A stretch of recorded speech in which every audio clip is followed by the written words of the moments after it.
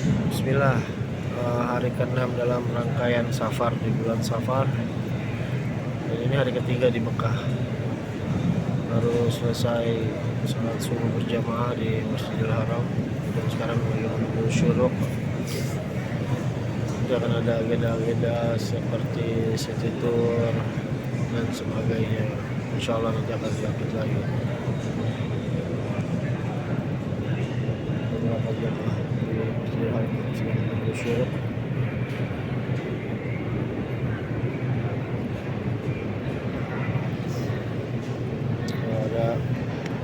Assalamualaikum Pak. Bapak namanya siapa Pak? Mulyadi. Bapak Mulyadi. Lagi nunggu syuruk ya Pak? Nunggu suruh, ya nunggu suruh. Gimana Salat Isra. gimana kesannya bisa sholat di Masjidil Haram nih Pak? Alhamdulillahirabbil alamin, ya Allah. Diberi kesempatan, ya Allah. Terima kasih. Sangat. Berarti ini pertama kalinya atau sebelumnya udah pernah? Pertama kali. Pertama kali, Masya Allah. Allah mudahkan ya bisa kesini kita semuanya ya Pak. Berikan kesempatan lagi. Insya Allah semoga Allah kasih kita umur yang panjang, bermanfaat, bisa kesini lagi nanti ya, dikasih rezeki yang lain. Amin. Insya Allah barakallahu fiik. Oke gitu ya. Ada beberapa jemaah lain juga di belakang tuh. Masih nunggu syuruk. Baik. Kalau update terus. Oh ini ada Ustadz nih, ada Ustadz Buas Andre ini. Ini serius beliau. Gimana Ustadz? Apa plan hari ini Ustadz? Rencana hari ini? Insya Allah hari ini kita akan melakukan city tour kota Mekah dan ada satu spot yang sangat bagus sekali, Oh, bukan hanya bersifat menghibur tetapi juga mendidik, Museum Wahyu. Masya Allah. Ya, museum ini baru dibuka dan sedang dalam proses pengembangan, tetapi sudah mulai dibuka untuk kaum muslimin pada umumnya. Ini museum bagus sekali. Ya. Taib, jazakallah khair Ustaz. Oke, nanti ikutin terus ya. Nanti akan di-update lagi. Barakallahu fiik.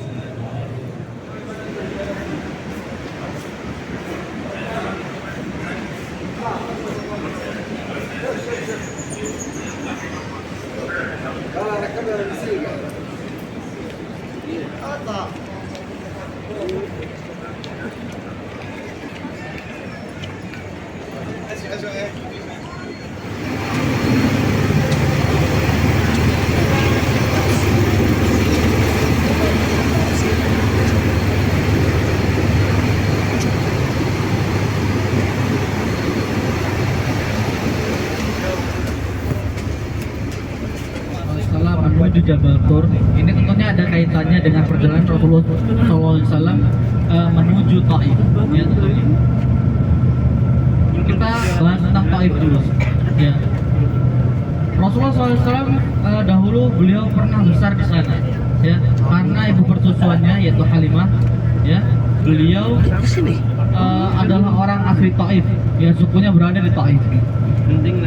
Dan banyak sekali orang Arab zaman dahulu, ya, anak-anak kecil, bayi-bayi mereka dikirim ke sana, ya, dicarikan ibu persusuan, karena di sana lebih murni bahasanya, agar mereka tahu bahasa aslinya.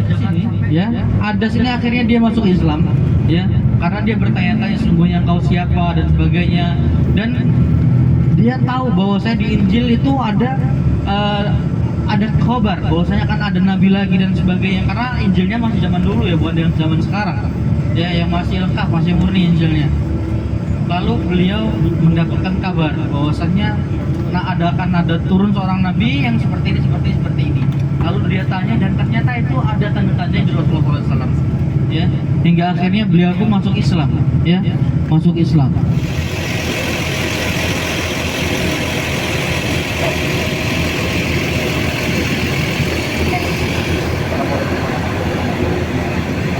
Bapak kita ini ada Jabal Tur. Mungkin ada kesalahan di dalam pembicaraan atau pembacaan orang. Sebenarnya bukan Jabal Tur, tapi Saur. Kok bisa seperti itu? Karena gunung ini dinamakan Saur. Ada seseorang yang tinggal di sana yang namanya Saur bin Abdul Manaf. Thawr bin Abdul Manaf. Jadi Abdul Manaf ini Thawr bin Abdul Manaf ini nasabnya bertemu dengan Rasulullah pada kakek keempat. Siapa yang hafal nasab Rasulullah? Kesannya cuma punya satu pintu, kesananya kosong begitu ya. Maaf, kesananya tertutup. Ya enggak. Kalau gua itu kan kesannya itu punya satu pintu, di sananya ketutup. Dia sebenarnya bukan gua, dia adalah celah yang terbuat dari bebatuan. Iya, celah yang terbuat dari bebatuan, tingginya 1,25 meter. Bapak Ibu sekalian yang ingin menyulahkan anaknya silahkan bisa tes di sini. Siapa tahu rezekinya Insya Allah diterima di sini ya. Insya Allah akan dia ajar dengan Syekh Sudais ya. Nah, ini pintunya. Biasanya ketika haji di sini nanti polisi banyak banget berlapis-lapis yang jaga ya. Karena memang ketat sekali ketika haji. Dan posisi tenda-tendanya di mana? Itu di depan kita ada rangka-rangka besi. Nah, itu tenda-tenda. Nanti insya Allah kalau misalnya haji itu dipasang lagi tendanya ya, agar awet, biar bisa dipakai lama.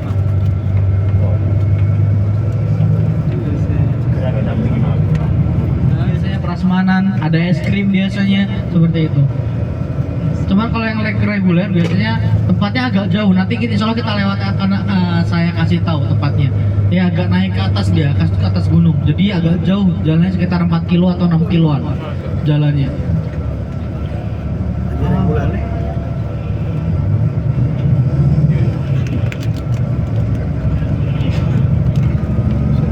Nah, di sebelah kanan kita itu batas-batasnya yang warna kuning, itu batas-batas Arafah. Jadi nggak sah haji seseorang apabila misalnya sudah masuk tanggal 9 ya, dia berada di luar Arafah. Bahkan ketika ada jamaah-jamaah Indonesia yang sakit misalnya sudah sepuh, yang dia dibawa ke rumah sakit misalnya sakit tanggal 7 dan tanggal 9 belum sehat, itu biasanya ambulan dibawa pakai ambulan ya, walaupun dalam keadaan sekarat dibawa pakai ambulan untuk sebentar, sejam atau 15 menit atau 30 menit masuk ke Arafah. Setelah itu baru nanti balik lagi ke rumah sakit ya. Karena kata Rasulullah SAW, haji itu ya Arafah ya. Ketika wukuf di Arafah itu sudah termasuk haji, tinggal kita melaksanakan kewajiban-kewajiban dan rukun-rukunnya seperti itu. Bismillah. Sekarang kita berkunjung ke Jabal Rahmah, atau nama lainnya itu Jabal Arafah ya. Nanti kita akan naik gitu di atas. Nah, mau lagi sama Ustaz nih. Sekarang kita di Jabal Rahmah ya, Ustaz. Tempatnya di Arafah. Iya, tempatnya di Arafah. Jadi ini ada keutamaan nggak nih, Ustaz? Tentang Ada keutamaan. Jabal ini. Ada.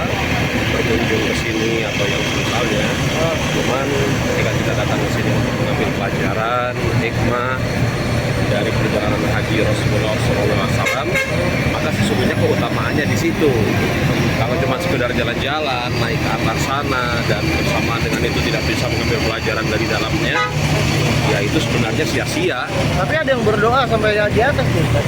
Ya kalau berdoa kepada Allah Subhanahu wa Ta'ala sebenarnya boleh, cuman kemudian diyakini satu tempat lebih utama untuk dijadikan sebagai tempat berdoa yang itu tidak dijelaskan di dalam syariat, itu perbuatan yang jelas tidak benar secara hukum syariat. Apalagi kemudian memiliki keyakinan-keyakinan yang lain, misalnya ya apabila seseorang menuliskan namanya di satu tempat maka cintanya akan lebih langgeng, itu sesuatu yang keliru begitu. Tapi banyak ya yang itu, Ustaz. Banyak, kalau kita misalnya ke atas kita akan jumpai nama orang-orang ditulis di batu-batu dan yang semisalnya gitu loh. Sebenarnya untuk meletak, untuk menguatkan cinta sepasang suami istri bukan dengan itu caranya, tetapi dengan memohon pertolongan kepada Allah, dan bersamaan dengan itu berusaha menjalani syariat. Karena orang yang menjalani syariat sudah barang tentu, apabila sepasang suami istri menjalani syariat sudah barang tentu Allah Subhanahu wa Ta'ala akan lekatkan keadaan mereka sesuai dengan yang Allah janjikan ya. siap begitu.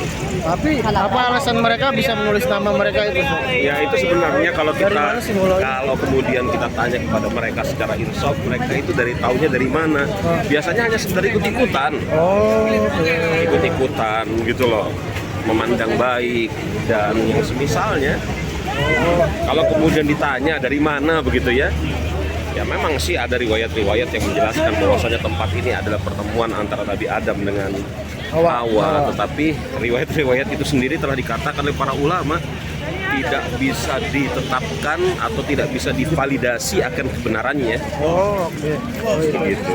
Jadi bisa dibilang lemah atau palsu ya riwayat? Iya cerita-cerita yang kemudian tidak bisa divalidasi kebenarannya. Oh, berarti atas dasar itu mereka akhirnya menulis nama-nama mereka. Betul. Dikiaskan dengan pertemuan Nabi Adam dan Siti Hawa itu. Betul. Padahal pertemuan Nabi Adam dan Siti Hawa, andai kata betul-betul terjadi di tempat ini, itu tidak menunjukkan apa-apa kecuali Allah Subhanahu wa Ta'ala menakdirkan mereka bertemu di tempat ini dan tidak menunjukkan keutamaan apa-apa. Begitu loh. Iya. Terus sekarang kita coba nanti lihat sini ya. Iya. Agak kesana Pak. Iya.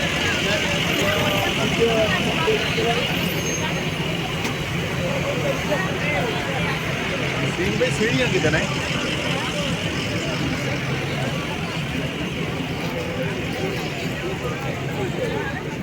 Bismillah. Assalamualaikum warahmatullahi wabarakatuh. Waalaikumsalam. Ngomong-ngomong, kenapa pakai peci kayak gini, Bang? Ini peci dari mana sih, Bang? Oh, ini jadi gini, Ustaz. Enggak, antum terangin dulu asal usulnya. Ini peci dari mana nih? Oh, ini peci Pakistan. Nah, memang itu orang Pakistan, Bang? Bukan, tapi ini lihat tuh. Iya. Nah, Anda sih nyebutnya peci cowak sini, Ustaz. Kenapa itu Ini unik, Ustaz. Iya. Melihat orang-orang Pakistan, India di Madinah, Jeddah kemarin kan sampai Mekah tadi. Iya. Kayaknya unik aja gitu pakai peci ini, dan Anda kalau ketemu pasti Anda pakai nih. Sekarang Anda pakai, semalam beli. Berapa harganya tuh? Ini harganya 10 real di mana? Sofa Center, Sofa Tower. Nyampe Indonesia masih dipakai nih. Insya Allah Anda pakai sholat 5 waktu nanti di masjid. Insya Allah. Ya. Assalamualaikum warahmatullahi wabarakatuh. Syukur Ustaz. Waalaikumsalam warahmatullahi wabarakatuh. Jemaah rahimani wa rahimakumullah, lihat ke arah sebelah kanan kita ini. Ini ada saluran air yang dibuat oleh Zubaidah binti Ja'far.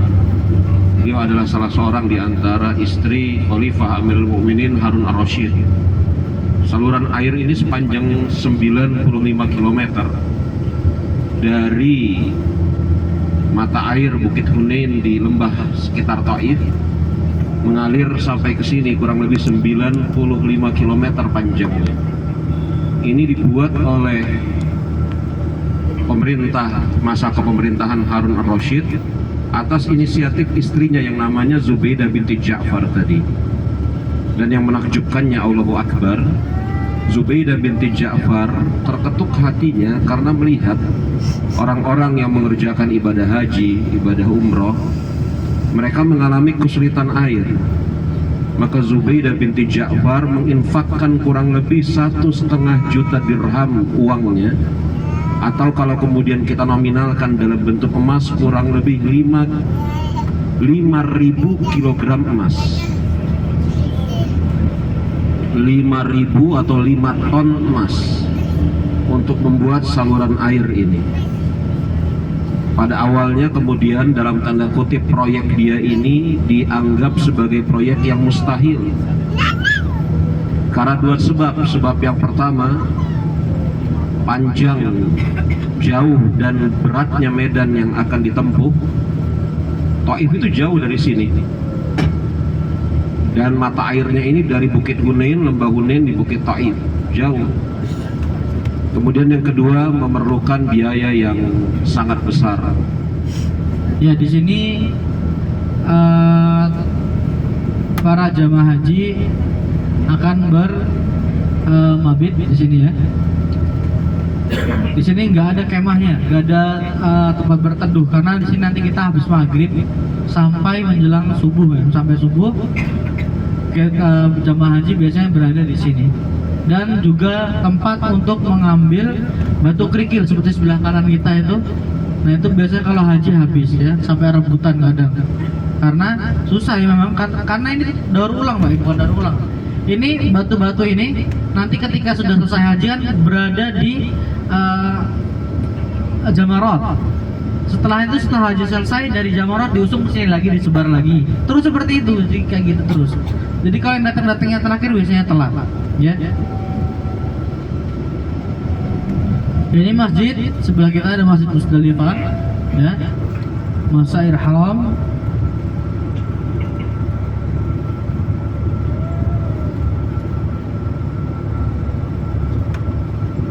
Dan kita nggak turun di sini Bapak Ibu sekalian ya. Mina juga kita nggak turun, jadi kita hanya lewat jalan pelan-pelan. Ya, di depan kita yang berwarna abu-abu ya. Yang berwarna abu-abu, yang ada lingkaran-lingkaran itu adalah tangganya. Dan di tengah-tengah ada kayak kerucut berwarna putih yang VIP atau yang undangan negara, atau misalnya dia memang pakai visa Furoda. Furoda pun agak jauh Bapak Ibu sekalian, nggak terlalu dekat, sekitar 60 berapa gitu, agak jauh juga, cuman di bawah nggak di atas ya. Cuman kalau yang untuk yang reguler biasanya di atas sebelah kanan kita ini. Itu yang ini ya? Nah, yang sebelah kanan kita dulu ada terowongan yang kecil. Nah itu yang tempat tragedi Mina waktu itu, yang banyak sekali korban dari saudara-saudara kita ya, Muslim Indonesia, banyak sekali korban di situ karena tabrakan salah jadwal Bapak Ibu sekalian. Ini kesalahan dari pihak petugas ya, kan memang ada gilirannya. Jadi jamaah Indonesia bertumburan dengan jamaah luar, kalau nggak salah mana ya, Irak apa Pakistan, lupa ya.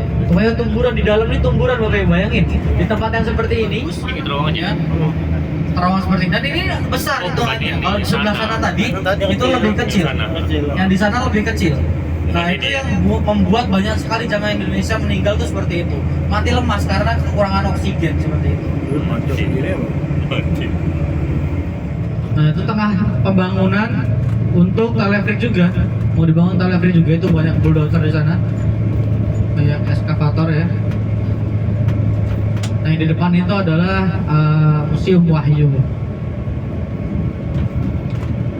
Banyak sekali yang naik juga ya, banyak orang IPB biasanya, India, Pakistan, Bangladesh. Mereka naik nginep di sana. Saya juga pernah nginep ya, tapi nggak salawatan, nggak ngapa-ngapain, cuma nginep aja bakar ayam di atas. Enak kalau musim dingin. Kami biasanya ke sana ya, naik terus makan-makan di atas seperti itu. Alhamdulillah kita telah sampai di Museum Wahyu. Ini waktunya kita agak lama di sini ya Bapak Ibu sekalian. Ingat, seperti biasanya kita masuk, setelah itu foto, setelah itu mau Bapak Ibu mau foto-foto keluarga, seterusnya kita akan masuk ke dalam museum. Dan sayangnya di dalam museum nanti tidak boleh Bapak Ibu sekalian mengambil foto ya, karena peraturan dari museum seperti itu. Ya putih-putih yang berjalan ke arah atas itu. Mereka itu pengen menuju ke Gua Hiro, Gua Hiro itu tidak ada di situ. Jadi naik dulu sampai ke titik atas, kemudian turun lagi. Naik dulu. Karena Gua Hiro-nya itu ada menghadap ke sebelah sana gitu. Betul. Iya. Mereka itu manjat ke sana, baru turun lagi dari bawah, dari atas itu berapa? Kurang lebih sekitar 50 meter Ustaz. Kurang lebih 50 meter. Gua Hiro itu di sana, di arah sana. Jadi ketika kemudian orang-orang Quraisy keadaannya itu semakin lama semakin rusak, semakin jauh dari Allah Subhanahu wa taala, Rasul kemudian memilih untuk berkhalwat. Berkhalwat itu artinya menyendiri, untuk merenung dan menenangkan hati. Maka Rasul memiliki kebiasaan pada saat itu beliau belum diangkat menjadi nabi dan rasul, beliau memiliki kebiasaan untuk berkhalwat di sana. Di sanalah kemudian setelah melalui rentang beberapa saat beliau berkhalwat, malaikat Jibril turun. Wahyu yang menuju ke Gua Hiro, kita harus mendaki ke puncaknya dulu, kemudian turun sekitar 18 meter. Jadi Gua Hiro ini berada di bawah puncak dari Jabal Nubutu.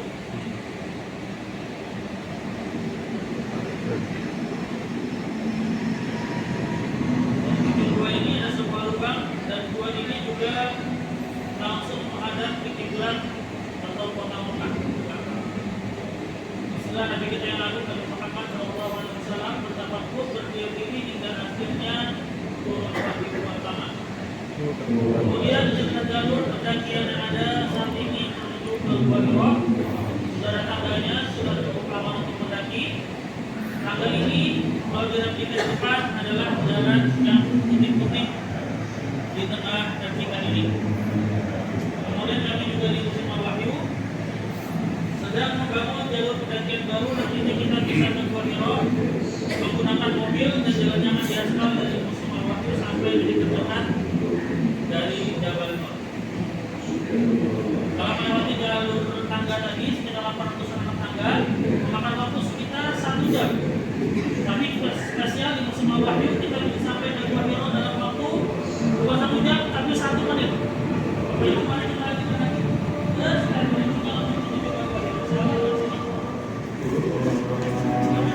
وقدوة لنا ومن أطاعه وطاع الله وقدوة لنا ومن أطاعه وطاع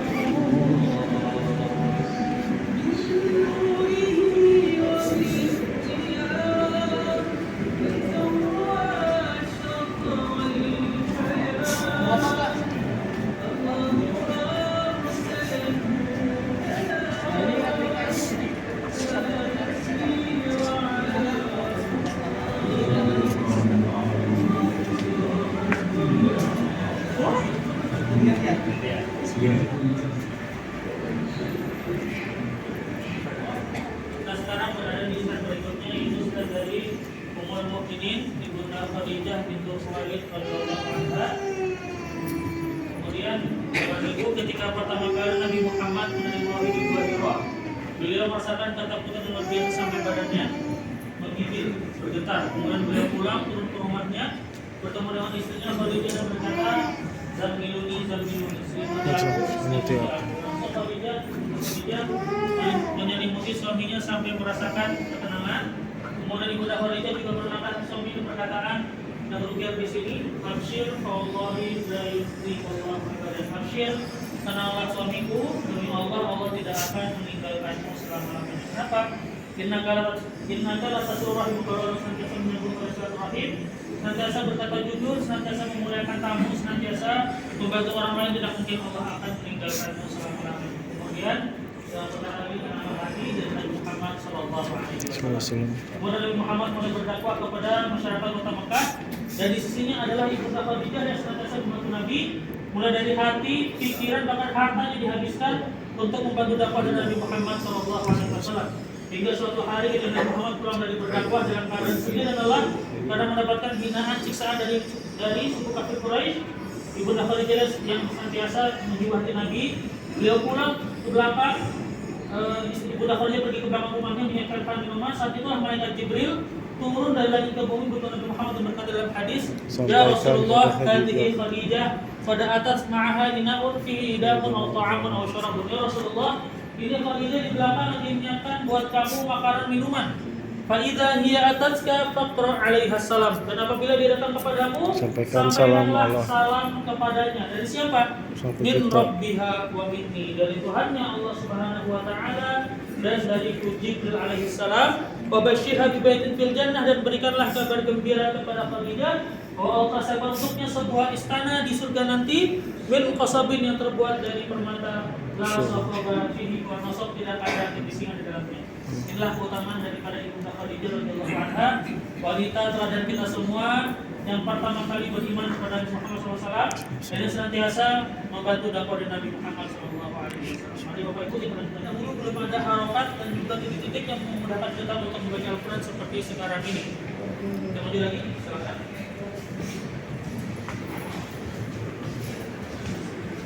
Di kaca nomor 2 di sebelah kanan adalah replika dari kitab Sahih Bukhari, dan juga ada kulit dan alat tulis yang digunakan untuk menulis Al-Quran pada zaman Nabi Muhammad SAW.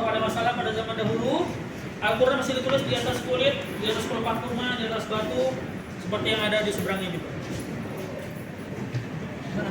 Silakan kita maju lagi kepada Ibu. Oh itu.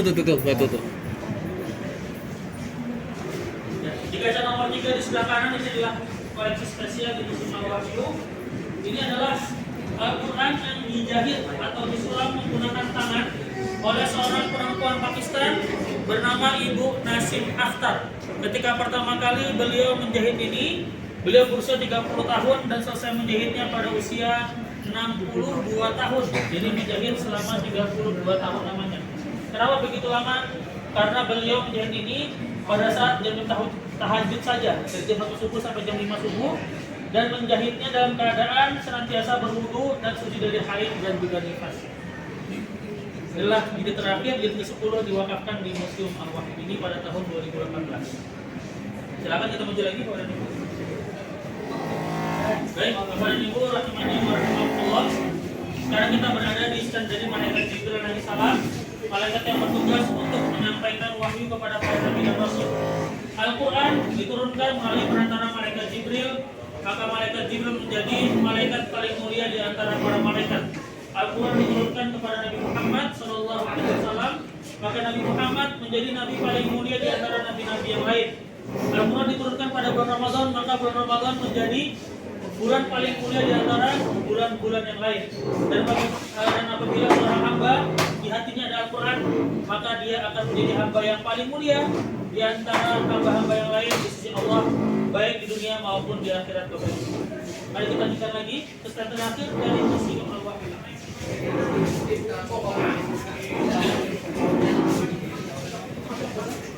Silakan Ibu berkumpul lagi dengan Ibu sebelah sini. Lagi Bapak silakan. Untuk keluarga di rumah ada diskon mulai dari 30 sampai 50% untuk barang-barang yang ada di sini. طيب ايضا عندنا السقاف والسجاد عفوا السقاف والخطاط على السجاد والميداليات والاساور والاكواب. Yang mau nulis nama di atas sejadah bisa ke sebelah kiri nanti, bisa di atas sejadah, di atas cangkir, botol, dan juga bisa di atas perhiasan, di atas gelang dan cincin. ايضا يوجد تسبيح كوب وايضا والشنط والحقائب والتيشيرتات. Ada juga berbagai macam tasbih dari Koka, ada tas-tas dan juga ada kaos-kaos kepada Ibu yang desainnya Makkah dan juga Hiro. ايضا هذا عطر كاستوري، هذا عطر كاستوري بابا يبو ini kasturi di satu gratis satu 150 rial. Ya, ini ada parfum kasturi, satu ini harganya 150 rial, beli satu gratis satu lagi diskon. هذا المصحف احنا نوصله مجانا الى مساجد داخل مكه المكرمه. طبعا هذا الوقف يقدر يوقف عن نفسه وعن والديه. Ya. Ini Bapak Ibu ada juga cetak Al-Quran cetakan King Malik Fahd Madinah. Ini resmi, bisa kita wakafkan. Silakan Bapak Ibu yang mau berwakaf atau ke kasir, bila saja wakaf dibayar. Nanti kita adakan ada khidmah untuk mengantarkan ini gratis ke masjid-masjid di sekitar kota Mekah di Desa Haram ini. Satunya harganya 50 rial, kalau tiga 120 rial. Bapak Ibu. ربيع بولد بالكاب بالتكات بولد. 135 biji 100 rial. Ini yang besar 150, 3 biji 100. Tasbih Kauka 140 nambah 3 100 rial. Bajakan gambar bapak ibu diskon, coklat diskon, madu diskon, tas Irak diskon, Jokowi boleh, Anies boleh, Prabowo boleh, Ganjar boleh. Bravo, bravo, bravo. Barakallahu fikum.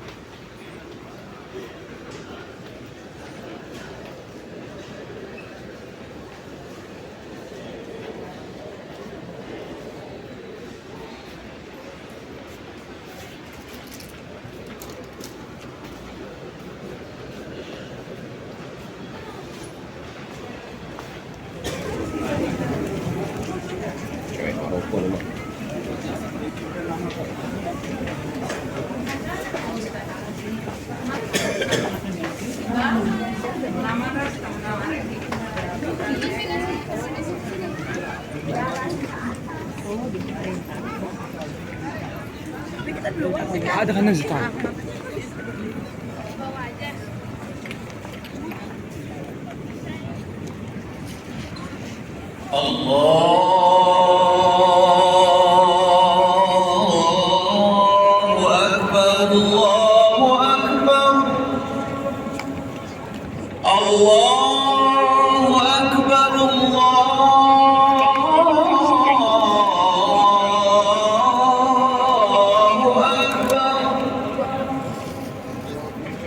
أشهد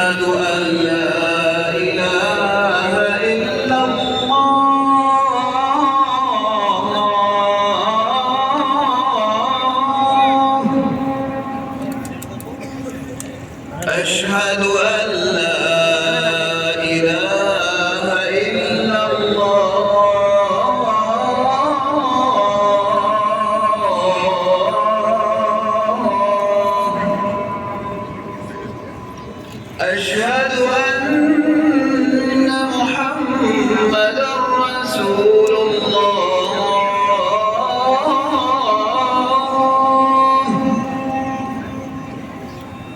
أشهد أن محمدا رسول الله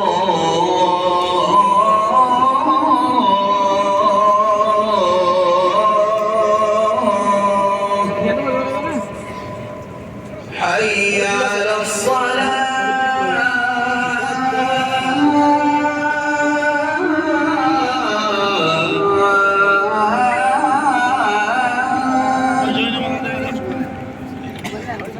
حي على الصلاة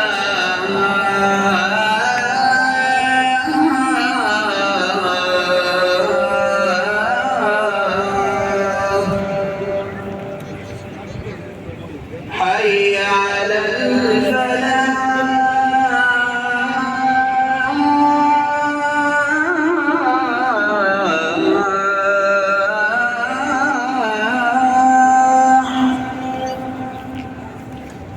حي على الفلاح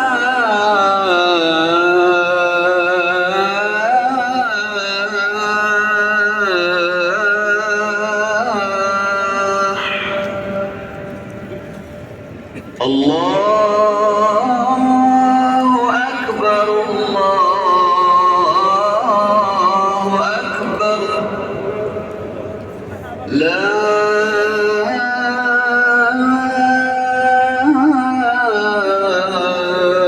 إله إلا الله